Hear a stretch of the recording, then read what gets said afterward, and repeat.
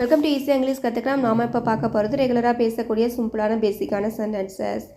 Please don't bother. நீங்கள் என்ன சிரமப்படுகிறீர்கள்? Please don't bother. நீங்கள் ஏன் சிரமப்படுகிறீர்கள்? No trouble at all. இதில் என்ன சிரமம்? No trouble at all. இதில் என்ன சிரமம்? Don't worry about me. என்னை பற்றி கவலைப்படாதீர்கள்.